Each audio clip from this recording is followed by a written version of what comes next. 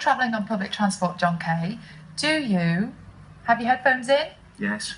Do you? Yeah. Read a book? Yeah. Anything to avoid any kind of interaction. Are you not friendly? Well, I think I'm friendly, but I don't want to talk to people when I'm on the train. I get that. Yeah, I understand what you're saying. But are you chatting to everyone?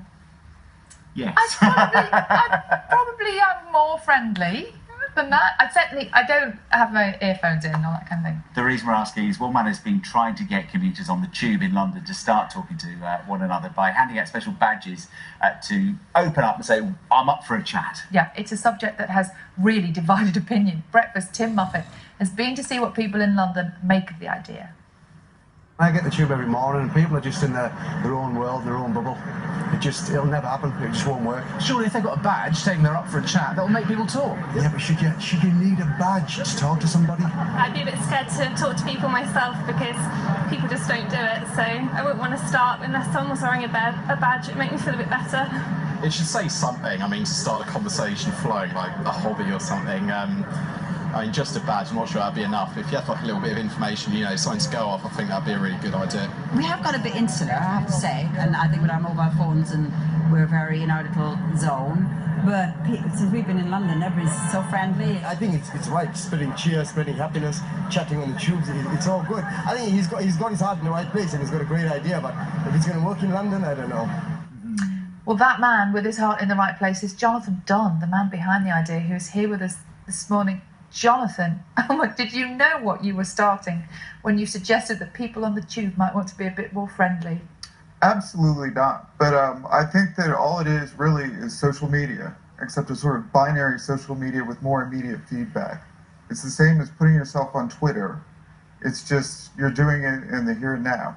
Feedback is a nice word for it, because there's been quite a backlash. You've had a lot of grief, haven't you, online? People saying this is a terrible idea. What's the you got your badge on today? Yeah. That's how it works. But I mean, why do you think so many people are so anti this idea of inviting conversation?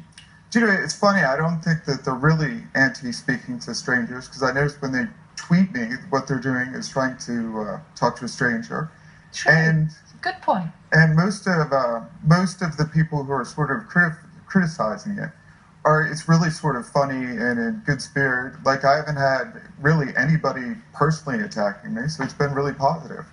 But why did you start it? What was it about travelling on the tube that you thought didn't feel quite right? Well, it's a sort of strange situation. I think it might be unique in the world, where you pack several hundred people into a confined space, and then no one speaks. You just sit there in complete silence, and it's not very nice. And it's not like that where you're from, is it? Tell us where you're from. I'm from a small town in Colorado. Animals, bears in the back garden, sort of thing. With chattier people, I imagine. Absolutely. Yeah. You can talk to anybody. Well, lots of people have been getting in touch this morning from other parts of the UK saying, look, this might be the case in London, but it's not the case where I live. Andrew says people in the southwest where I live are far more friendly than in the southeast where I'm from. Stevie says he's made some really good friends and close friends on the bus to work. That always happens, doesn't it? Chatting to people on the bus. And Sarah says, I live in Bristol and have a very chatty, friendly bunch of commuters on my bus. We've even exchanged numbers to inform of delays. So that's actually a situation where a little community has grown up and they're helping each other. But Jonathan, what do you say to Radhika, who says, I'm in London, I go on public transport every day. That time on the tube is the only time I have to myself. Keep your badges away. I don't want any conversation. It's really funny. There's been a lot of people who are sort of trying to engage me in some WWE, and I think trying to get me to oh, your campaign's weak, brother.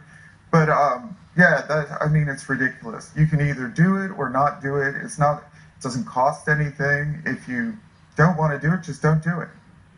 Well, thank you for coming and chatting to us this morning. I hope you keep your badge on, even though you're in Manchester, and I'm sure people will be very friendly here. And maybe we could get John Kay to be a bit friendlier when he's on the train in the future. What do you think? Do I need a badge? Yeah, I think so. Yeah. Getting me on the tube might be a different thing, but there we go. Thank you very much indeed, Jonathan. Thank you.